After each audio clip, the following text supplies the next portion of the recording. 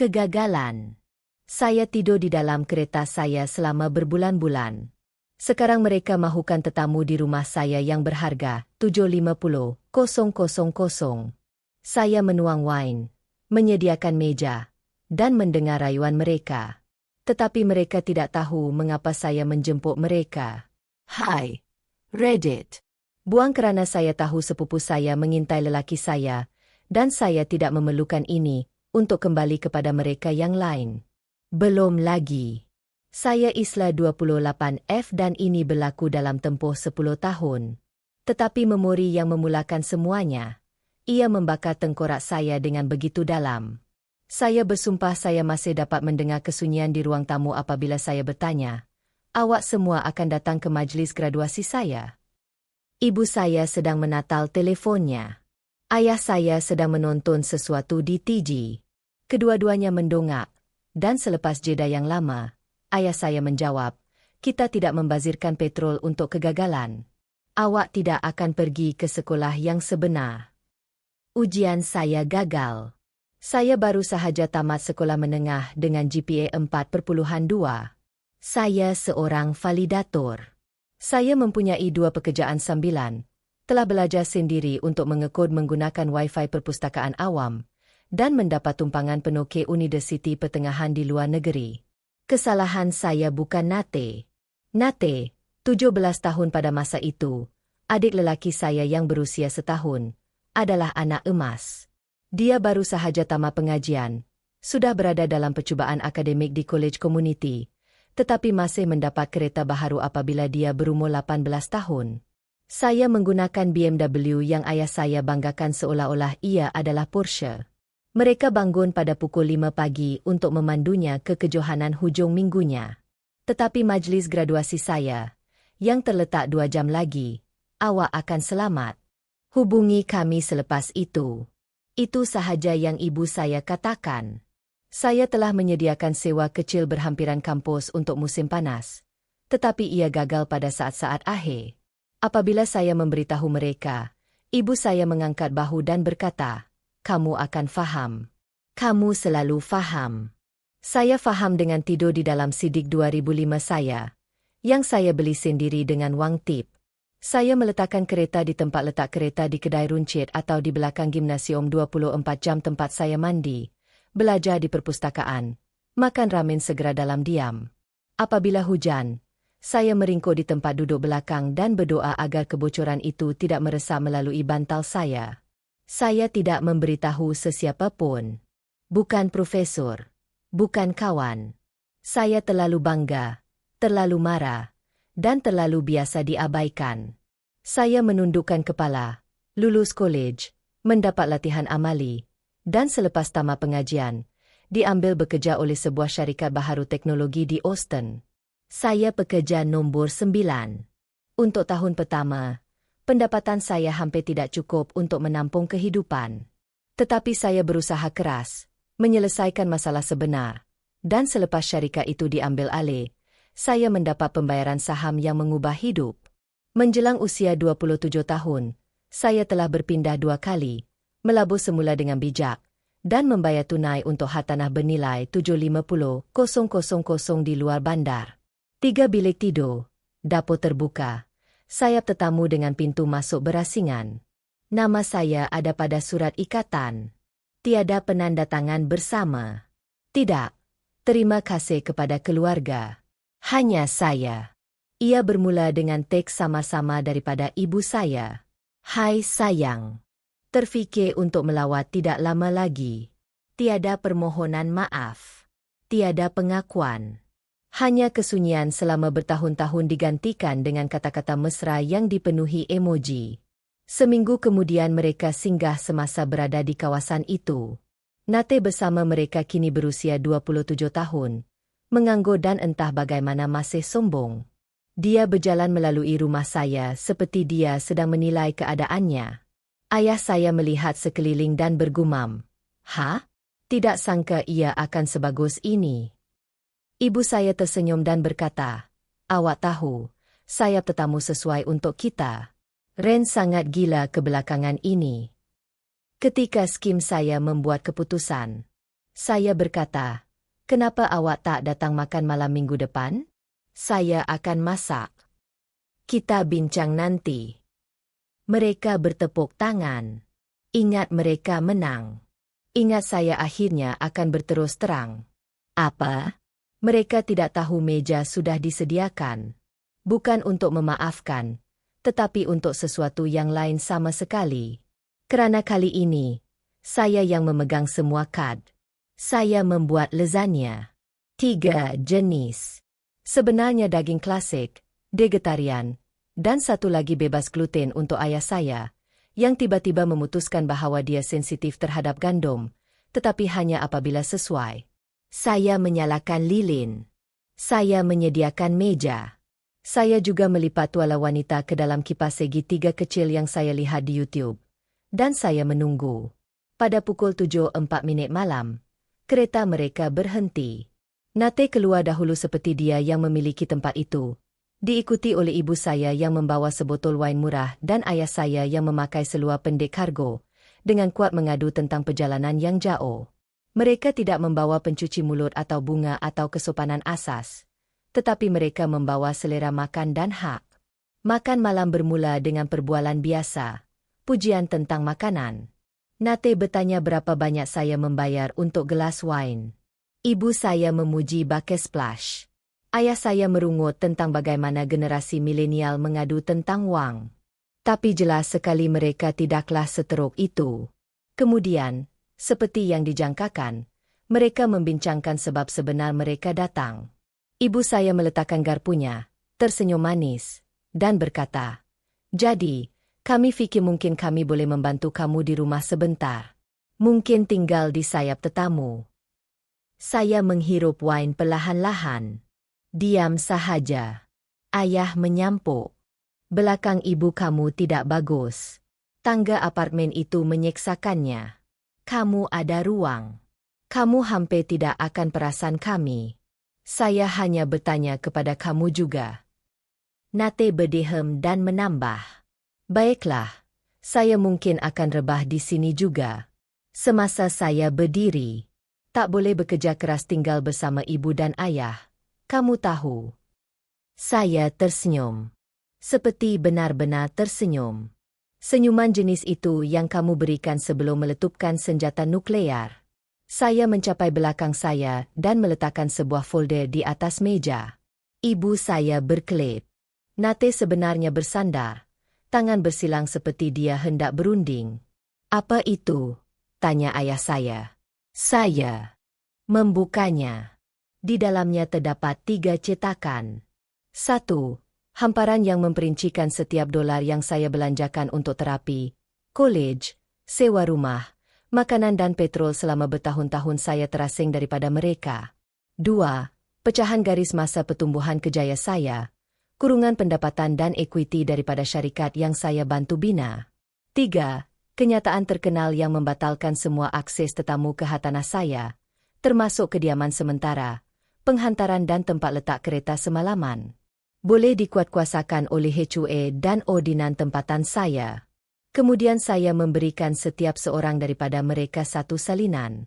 Ibu saya kelihatan keliru. Nate ketawa. Ayah saya menyelak halaman terakhir dan membacanya dengan kuat. Sebarang kehadiran tanpa kebenaran di premis akan dianggap sebagai pencerobohan dan dilaporkan dengan segera. Dia berhenti bercakap. Dan kemudian saya bercakap. Saya berkata, "Awak ponteng tama pengajian saya kerana saya seorang yang gagal. Awak tinggalkan saya tidur di dalam kereta semasa awak membiayai BMW Nate, dan hujung minggu dijegas. Awak tak menelefon, tak menghantar mesej, tak peduli. Sekarang saya dah ada rumah. Awak nak masuk?" "Tidak." Mereka cuba menyampuk. Saya mengangkat tangan. "Awak bukan mangsa. Awak tak berhak dapat peluang kedua untuk selesa hanya kerana saya terselamat daripada kesakitan yang awak sebabkan." Nate mencebik dan berkata, "Jadi macam mana? Awak menghukum kami untuk masa lalu?" "Tidak," kataku. "Saya sedang memberi ganjaran kepada diri sendiri kerana telah melupakan diri saya." Dan kemudian saya melakukan perkara paling tidak hormat yang boleh saya lakukan di mata mereka. Saya berdiri dan mula membersihkan meja di tengah-tengah ayat ketika mereka membantah. Makan malam sudah selesai. Begitu juga ilusi itu. Mereka tidak menjerit. Belum lagi. Tetapi suhu di dalam bilik menurun dengan cepat. Tangan ibu saya menggenggam tepi meja. Mata ayah saya menyipit. Nate memandang dari folder kepada saya kembali ke folder itu. Kemudian berkata, "Awak betul-betul menaip semua ini, seperti awak kerani mahkamah atau sesuatu." Saya tidak menjawab. Saya hanya terus membersihkan pinggan seperti saya telah menunggu saat ini karena saya telah menunggu. Pertama sekali penafian. "Awak berdrama." "Isla." Ibu saya berkata, "Kami tidak sengaja menyakiti awak. Awak masih anak perempuan kami, kan?" Saya memotong, meletakkan pinggan di dalam sinki. "Anak perempuan awak, yang tidur di dalam kereta semasa awak membiayai PS5 dan cuti musim bunga Nate." Dia membuka mulut untuk menjawab, tetapi ayah saya memarahinya. "Ini dendam. Awak menyimpan dendam ini seperti kanak-kanak. Awak ada ruang. Isla. Awak fikir ini yang membuatkan awak berkuasa?" Saya mengeringkan tangan saya dan berkata dengan tenang, "Tidak, saya tahu ia berkuasa." Nate ketawa. "Jadi apa? Awak akan duduk di sini sendirian selama-lamanya? Awak fikir rumah menggantikan keluarga?" Saya berjalan ke arahnya dan membuka pintu depan. Tidak, tetapi ia pasti terasa lebih sunyi. Mereka tidak bergerak. Jadi, saya bersandar pada bingkai pintu dan menambah. "Juga, supaya awak sedar, awak sedang dirakam. 2 kamera, ruang lega depan dan dapur. Sistem keselamatan aktif. Dan jika awak memilih untuk tinggal, folder itu akan menjadi laporan polis." Ibu saya tercungap-cungap seperti saya telah menamparnya. "Ibu bapa awak sendiri sebenarnya akan ditangkap." "Jangan risau," kata saya. "Saya akan pastikan polis menggunakan sedikit sahaja minyak." Dia bertukar merah padam. "Kami yang memberi awak kehidupan, Isla, dan saya memberikan diri saya segala-galanya." "Itu sahaja." Ayah saya keluar dahulu, menggumam sesuatu tentang budak nakal yang bergelar. Ibu saya mengekorinya, mengelap matanya. Nate teragak-agak, melihat botol wine yang masih di atas meja. Kemudian memandang saya. "Awak akan menyesal suatu hari nanti." Saya tidak berkelip. "Saya sudah menyesal membiarkan awak masuk malam ini." Dia menghempas pintu semasa keluar. 20 menit kemudian, saya menuangkan segelas wine yang mereka bawa untuk diri saya, yang untuk rekodnya teruk dan duduk di meja yang sama di kerusi yang sama. Saya melihat rakaman keselamatan kembali, menyimpan fail ke pemacu, kemudian menghantar salinannya kepada peguam saya untuk berjaga-jaga. Kemudian saya melakukan sesuatu yang sudah lama saya tidak lakukan. Saya tidur di atas katil yang hangat dengan cadar bersih di bawah bumbung, yang saya bayar sendirian dan akhirnya dengan tenang. Awak fikir itu akan menjadi pengakhirannya, bukan? Bukan kerana seminggu kemudian saya menerima sampul surat melalui pos dengan sesuatu yang membuatkan saya ketawa terbahak-bahak di tengah-tengah halaman depan rumah saya. Seminggu kesunyian. Bagi kebanyakan orang, kesunyian adalah kedamaian. Bagi saya, kesunyian daripada keluarga saya terasa seperti ranjau darat. Bukan jika, tetapi bila ia akan meletup. Hari itu pagi Sabtu. Saya baru pulang dari larian denai. Masih berpeluh, fon telinga dipakai, apabila saya ternampak sesuatu yang dilekatkan pada pintu pagar depan saya. Sampul surat manila besar yang dimeteraikan dengan pita pelekat seperti seseorang tidak dapat menemui pita pembungkusan biasa, tetapi terdesak untuk menyampaikan mesej. Tiada pos, tiada perkhidmatan penghantaran.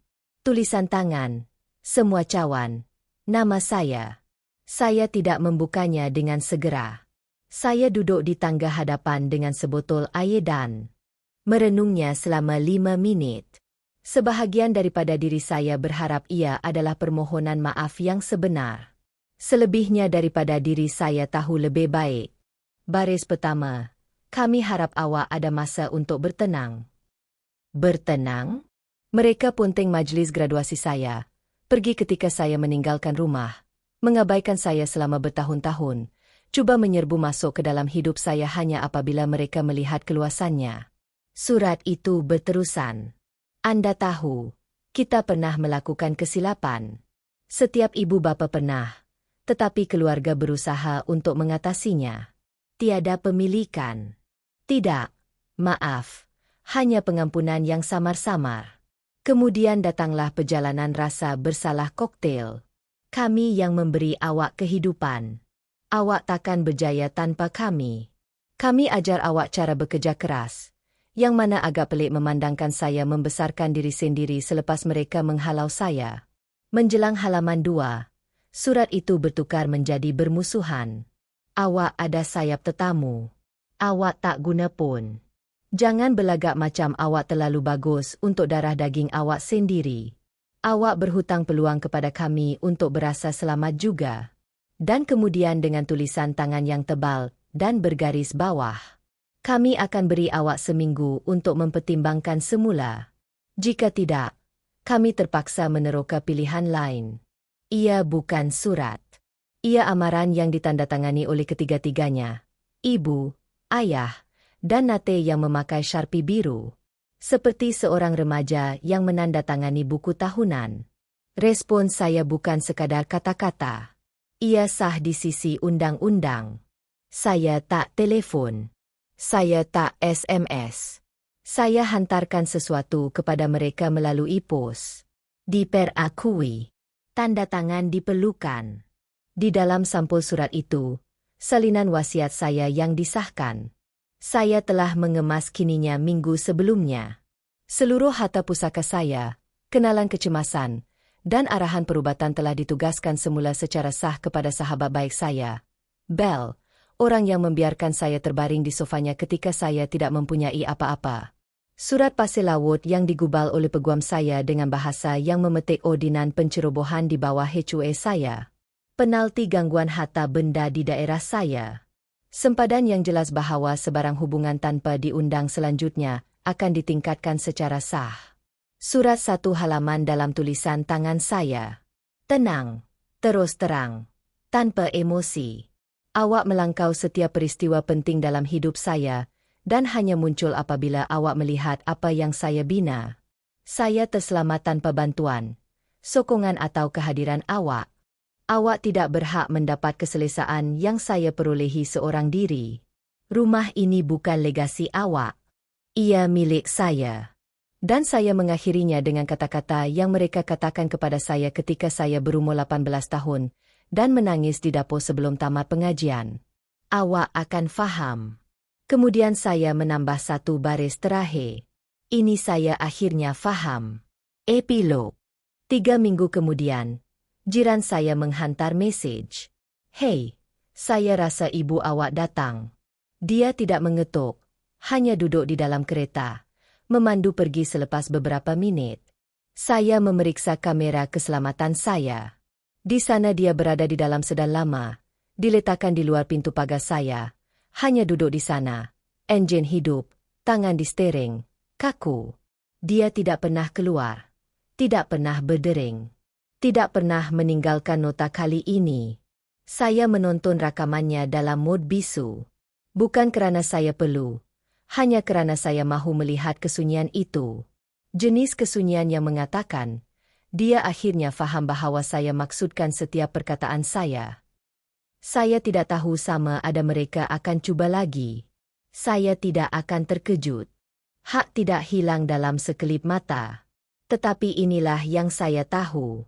Saya tidak tahu akses kepada orang yang hanya muncul apabila pantry penuh dan lampu menyala.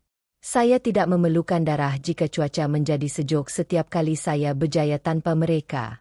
Dan saya bukan gadis yang sama yang pernah merayu untuk duduk di dalam kereta mereka hanya untuk mendengar mereka bersorak ketika saya berjalan melintasi pentas. Kini saya menuangkan wine saya sendiri. Saya duduk di meja saya sendiri.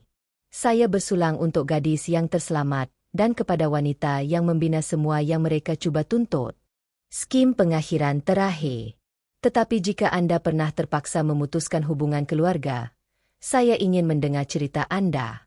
Dari mana Anda membaca? Apakah titik putus asa Anda? Tinggalkan cerita Anda di bawah. Suka, komen dan ikuti untuk lebih banyak kisah sebenar tentang menetapkan sempadan dan memilih kedamaian daripada tekanan.